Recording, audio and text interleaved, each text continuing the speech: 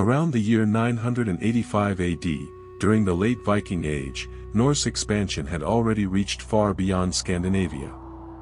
One of the most remote Norse settlements was Greenland, founded by the explorer Eric the Red around the year 985 AD, after he was exiled from Iceland for manslaughter. At that time, Greenland was not a completely frozen wasteland as it is often imagined today, but conditions were still extremely harsh. Norse settlers lived in small farmsteads along fjords, raising cattle, sheep, and goats, and hunting seals and other marine animals. Winters were long and severe, and agriculture was extremely limited. Survival depended heavily on supplies from Iceland and Norway. Life in Greenland was not about comfort or growth, but about endurance and survival. By the end of the 10th century, Norse sailors were among the most skilled navigators in Europe. They crossed the North Atlantic using the position of the sun, the stars, wind patterns, and oral knowledge passed down through generations. They did not yet have a magnetic compass, which would only arrive in Europe centuries later, so navigation was extremely dangerous, and losing sight of land often meant death.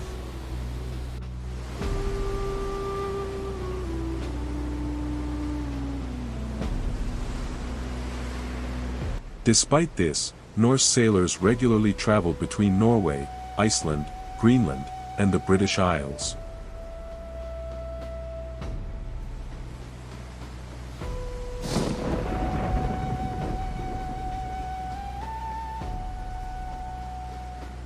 Around the year 1000 AD, during the reign of the Norwegian king Olaf Tryggvason, the Greenlandic Norse explorer Leif Erikson traveled to Norway. According to the Icelandic sagas, especially the Saga of the Greenlanders and the Saga of Eric the Red, Leif was converted to Christianity at the royal court and was encouraged, or possibly ordered, to return to Greenland and spread the new faith. During his return voyage, his ship was blown off course by storms. This accidental deviation would become one of the most important voyages in pre-Columbian history.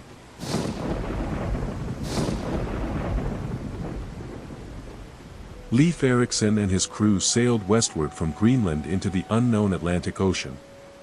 The sagas describe a sequence of lands they encountered. The first was Helgeland, meaning the land of flat stones, most likely Baffin Island in modern-day Canada. The second was Markland, meaning forest land, likely Labrador. The third was Vinland, meaning either land of wine or fertile land, most likely Newfoundland or nearby coastal regions. The voyage across the Atlantic would have taken days or even weeks depending on weather conditions. On a typical Norse longship there were no enclosed decks. Sailors slept on wooden planks exposed to the elements.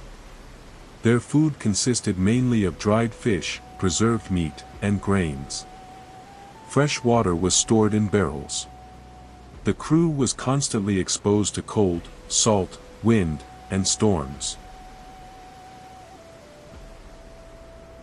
Storms in the North Atlantic were unpredictable and could destroy a ship within minutes if the crew failed to adjust the sails properly.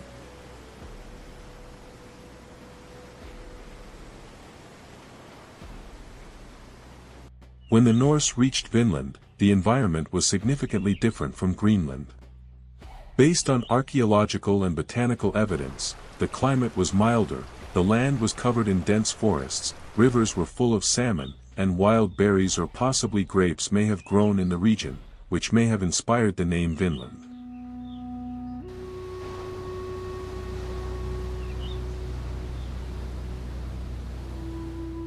The most important archaeological evidence of Norse presence in North America is the site known as L'Anse-aux Meadows in Newfoundland, Canada, discovered in the 20th century.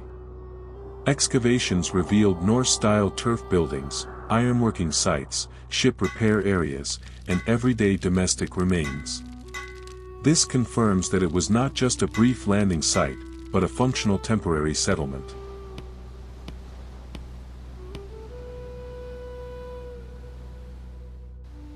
The Norse referred to the local indigenous peoples as Skrælingr, meaning strangers or outsiders.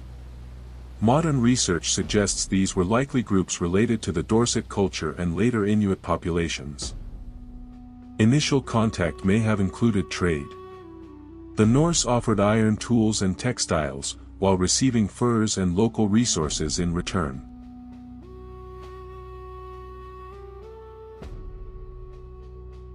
However, communication barriers and cultural differences made relations unstable.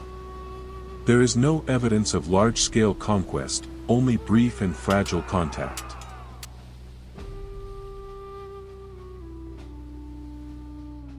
Despite the initial success, the Norse did not establish a permanent colony in Vinland.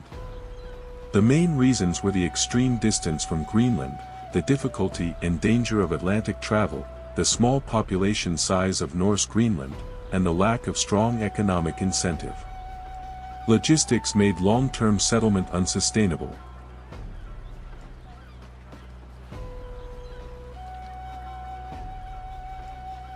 Eventually, the Norse abandoned Vinland. By the middle of the 11th century, interest in these western lands faded, and knowledge of them survived only in oral tradition and Icelandic sagas written down in the 13th century.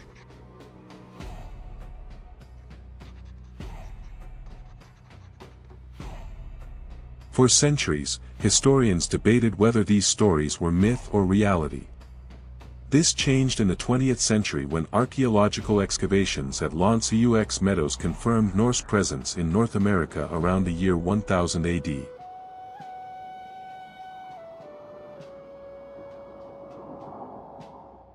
This means that Norse explorers reached North America nearly 500 years before Christopher Columbus, making them the first known Europeans to arrive in the New World, although their presence did not lead to long-term colonization. The Vinland voyages were not an empire-building conquest, but a brief and fragile extension of Norse exploration at the edge of the known world. For a short moment in history, Norse sailors stood on the shores of an unknown continent, without understanding the full significance of what they had found.